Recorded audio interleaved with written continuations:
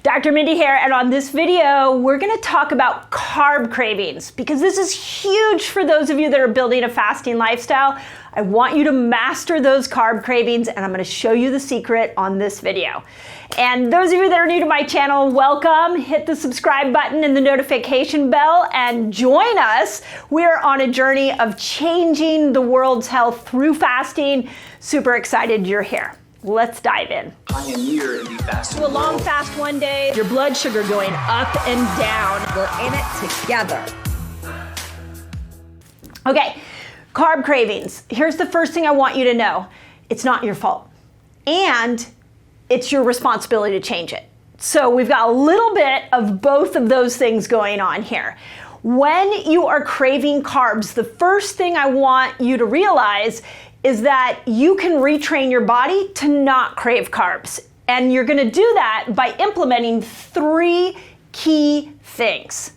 But these key things, these 3 things may be easy and they may be difficult depending on what's going on in your body. So like all of my videos, what I'm focused on is giving you a formula that you can step into to change some of these behaviors like craving carbs, but also make sure that you know that each one of these things may have 10 or 15 different tasks or tools that you're going to need to implement to be able to overcome the hurdles that can happen with a body that craves carbs. Let me simplify it. Here are the 3 things. First, you might need to stabilize your blood sugar. So let's take the donut, for example.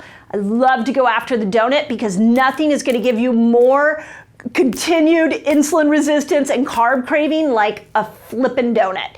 It's got the wrong oils, it's got sugars, and it's got flours. What happens when you put that wicked combination together is you get this huge spike of blood sugar. Because the oils are so bad in a donut, what will happen is that it'll make your cells more insulin resistant, which is going to take some time for your blood sugar to actually start to come back down. When your blood sugar starts to come down, it's going to go down to a new low. And when it hits that low, your body's going to say, hey, danger, what we've got going on here is the blood sugar dropped too low. You might want to eat a carb to get it back up.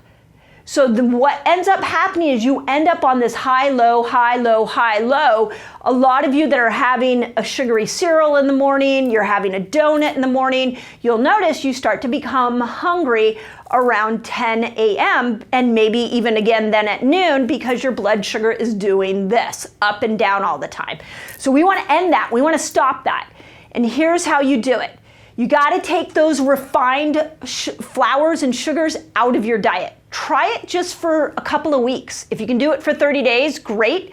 And take all the toxic oils out of your diet. Take those 2 things out, and all of a sudden you are off this roller coaster of up, down, and your blood sugar is going to stay more stable throughout the day. Second thing, you guys know I'm the fasting queen here, and what I want you to do after you've made those food changes is start to compress your eating window. Make sure you're going your intermittent fasting 13 to 15 hours every day. That also is going to help stabilize your blood sugar. So it's the food changes on this one, and it also is making sure that you're building yourself a fasting lifestyle. Now, I'm going to put a couple asterisks on this one because there's too much to say on stabilizing your blood sugar. And that is, remember, protein and fat are going to give you the most stable blood sugar possible. So what I do clinically a lot of times with patients is that if they're struggling to fast the next morning, they're craving a carby breakfast, is we look at dinner the night before and we start to put protein and fat into dinner. That makes the carb cravings the next day much easier. So just a little side bonus there for you. Okay, second thing, balance stress. Okay, I know, like this is one of those ones that when somebody tells me to stop stressing out, it just makes me more stressed. So, but let's talk about what happens when you're in a stress state. You should be constantly throughout a day going into your sympathetic nervous system, which is your fight or flight, And then there should be a relaxation where you go into your parasympathetic nervous system, which is rest and digest. Just like we're meant to go from sugar burner to fat burner in and out all the time, I want to make sure that your nervous system is able to go in and out of sympathetic, parasympathetic.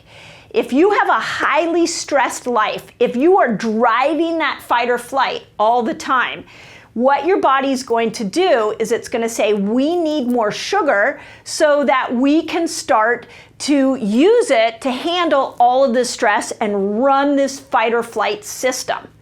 So if you can't stop the stress, what I want you to do is do something what I call practicing parasympathetic. This is training of the parasympathetic nervous system. It is your rest and digest. This is where meditation, breath work, downtime, even walking, a gentle walk, getting out in nature, making sure you're prioritizing sleep. In each one of those things, you are practicing parasympathetic and you are building that nervous system up so that you can go in and out of sympathetic and parasympathetic. When you're able to balance that nervous system, you stop craving carbs because your brain doesn't need as much glucose to be able to drive that fight or flight system. So stress is huge. I can't tell you how many times I've been with a patient who struggled to lose weight, struggled to overcome carb cravings, and what we find is they're in such a stressed life that we have to go after the parasympathetic system first in order to get those cravings to go away. So, food for thought. Okay, third one. This is also huge. You gotta repair your gut. And there is specifically a bacteria or fungus in the gut that will make you crave carbs. It's called Candida. Very familiar with Candida. I spent a lot of my 20s battling Candida. And Candida is a fungus inside your gut that will tell you, hey, we need food, so what we thrive on are carbs. Now, a lot of you guys, I know you have Candida. Some of you might not know that you have Candida, so let me give you some ideas of how you would know. Carb cravings is the number one thing. If you are craving carbs all the time, there's a good chance you've got some Candida in you. Second is a lot of rashes, so especially an itchy rash. You can also have like itchy ears, vaginal itchiness can often happen for women. That can be signs of Candida. And then the third one that is really hard is brain fog. Incredible brain fog can be a sign of Candida.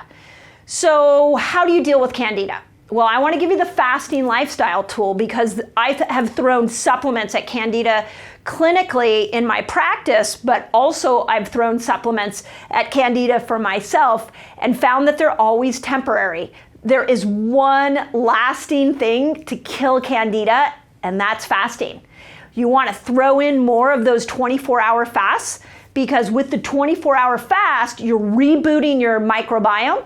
You're getting a better mucosal lining in there. Hopefully you all know this. If you don't know it, go back and watch some of the videos I've done on gut health. So the longer fast will help. And in that 24-hour period, what's going to happen is you are going to kill the Candida. There will be a die-off reaction. Now, I want to give you a little trick that I don't talk about on every video. I'm pretty excited to share with you. If you are not watching your tongue while you're fasting, I'd start watching your tongue, especially if you have carb cravings.